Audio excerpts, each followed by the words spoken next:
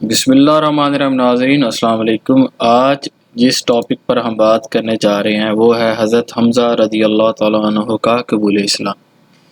ناظرین یہ پہلا اسلام کا ایسا قبول اسلام کا واقعہ ہے جس نے صحیح سے مسلمانوں کو طاقت بخشی اور مسلمانوں نے فیل کیا، محسوس کیا اپنے وقتوں میں کہ نہیں، اب واقعی ہمارے اندر اسٹرینتھ آ گیا ہے، اب ہم ان ظلم و ستم کا مقابلہ کر سکتے ہیں۔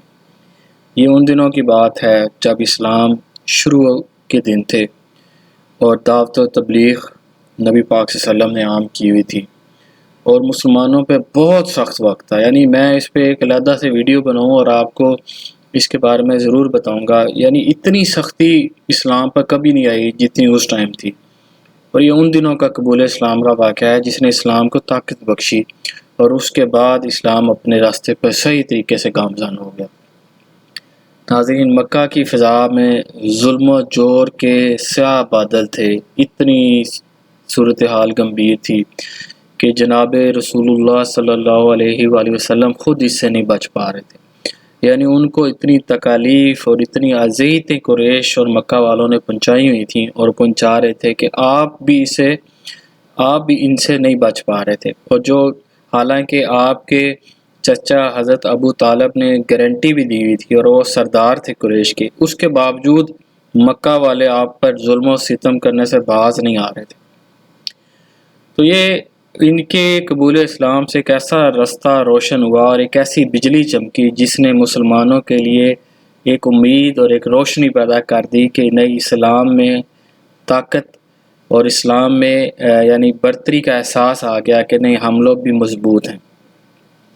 ان کے اسلام لانے کا واقعہ سن 6 نبوی کا ہے اور غالباً اسی سال ذی الحج میں آپ مسلمان بھی ہو گئے تھے۔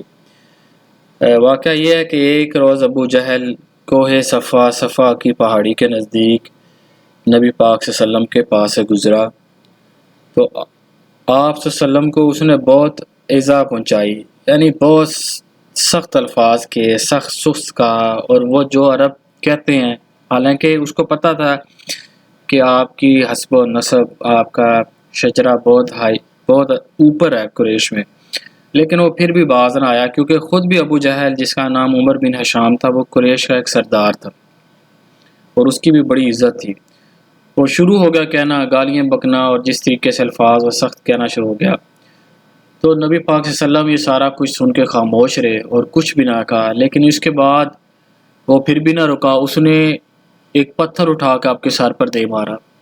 اس سے اتنی سخت چوٹ آئی کہ آپ کے سر سے خون بہہ نکلا، اور پھر وہ ہنستا ہوا خانہ کعبہ کے پاس قریش کی مجلس میں جا بیٹھا۔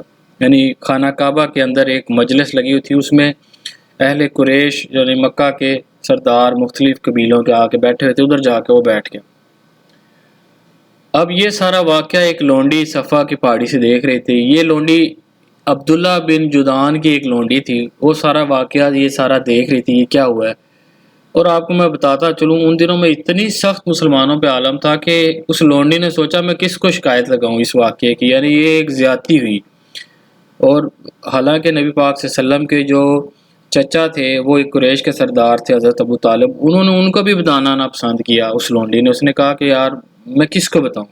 اس کے ذہن میں آیا میں حضرت حمزہ کو بتاتی ہوں، کیونکہ حضرت حمزہ جو سے تھے نبی پاک صلی اللہ علیہ وسلم ان کے بھتیجے تھے، اور حضرت حمزہ قریش کے سب سے طاقتور اور مضبوط جوان تھے۔ تو آپ حضرت حمزہ کسی جگہ شکار کی گھر سے گئے ہوئے تھے تو واپس آئے تو میں آپ کو ان کے بارے میں بتا دوں کہ میں نے آپ کو بتایا کہ بڑے مضبوط، بڑا ہائٹیڈ اور بڑی پرسنالٹی تھی، خاموش طبیعت کے مالک تھے، زیادہ بولتے نہیں تھے اور لوگوں میں ان کا بڑا ڈر ہوتا تھا، اور بڑے اچھے فائٹر، بڑے اچھے شکاری۔ تو اس لونڈی نے یہ ساری حرکت آپ کو سنائی۔ حضرت حمزہ غصے سے بھڑک اٹھے اور یہ ماجرا سننا تھا کہ آپ ایک لمحہ رکے بغیر دوڑتے ہوئے اس قریش کے مجلس میں پہنچ گئے جہاں ان کا سامنا حضرت ابو جہل سے ہوا، اور یہ آپ کے ذہن میں تھا کہ میں آج اس کی ضرور مرمت کروں گا۔ چنانچہ آپ مسجد میں داخل ہوئے، سیدھا اس کے سر پہ جا کے کھڑے ہوئے، پوچھا اوے ابو جہل، او خوشبو لگانے والے، او بزدل، تو نے میرے بھتیجے کو گالی دی ہے، حالانکہ میں بھی اس کے دین پر ہوں۔ بس آپ کی اتنی بات کہنی تھی کہ وہ سارا مجمع خاموش ہو گیا۔ ہر طرف ایک ہو کا عالم تھا، کیونکہ کسی کی جرت نہیں تھی آگے سے بات کرنے کی۔ اس کے بعد آپ نے جو تیر کمان شکار کے لیے گئے تھے وہ تیر کمان نکالی اور بہت زور سے اس کے سر پہ دے ماری، ابو جہل کے۔ ابو جہل کے سر پہ لگی تو اس کو ایک نشان پڑ گیا اسی ٹائم۔ تو اس کے قبیلے کے لوگ بنو مخزوم کے ادھر ہی بیٹھے ہوئے تھے، وہ بھڑک اٹھے اس چیز پہ، اور اسی جگہ مجلس میں بنو ہاشم کے لوگ بھی بیٹھے ہوئے تھے۔ حضرت حمزہ کا قبیلہ اور نبی پاک صلی اللہ علیہ وسلم کا قبیلہ بنو ہاشم تھا، وہ بھڑک اٹھے تو بنو ہاشم کے لوگ بھی، ظاہر ہے عربوں میں ایک تھا کہ یہ ایک دوسرے اپنے جو لوڈ ون ہے، اپنے قبیلے کے لوگ چاہے جیسے بھی ہوں ان کی بڑی ٹیک کیئر کرتے تھے۔ وہ اٹھے، باتیں شروع ہو گئیں لوگوں میں، تو میں، بنو ہاشم کے بھی اٹھ کھڑے ہوئے۔ ابو جہل کو احساس ہو گیا کہ یہ بات لڑائی جھگڑے میں جا رہی ہے، تو اس نے لوگوں کو خاموش کرا دیا۔ اس نے کہا کہ حضرت حمزہ کو جانے دو، میں نے واقعی اس کے بھتیجے کو بہت بری اور بڑی بڑی گالیاں دیں۔ تو لوگ خاموش ہو گئے۔ حضرت ابتدا میں حضرت حمزہ رضی اللہ تعالیٰ عنہ کا اسلام جو انہوں نے بات کی، حالانکہ وہ اسلام قبول نہیں کیا ہوا تھا، صرف اس وجہ سے کیا تھا کہ ان کے عزیز کی یعنی رسول اللہ صلی اللہ علیہ وسلم کی توہین کیوں کی گئی، لیکن پھر اللہ تعالیٰ نے ان کا سینہ کھول دیا، انہوں نے اسلام کا کڑا مضبوطی سے تھام لیا اور مسلمانوں نے ان کی وجہ سے بڑی عزت اور قوت محسوس کی۔ تو یہ حضرت حمزہ علیہ السلام کا قبول اسلام کا واقعہ تھا، یہاں سے انہوں نے اسلام قبول کیا۔ امید کرتا ہوں آپ کو بہت پسند آیا ہوگا۔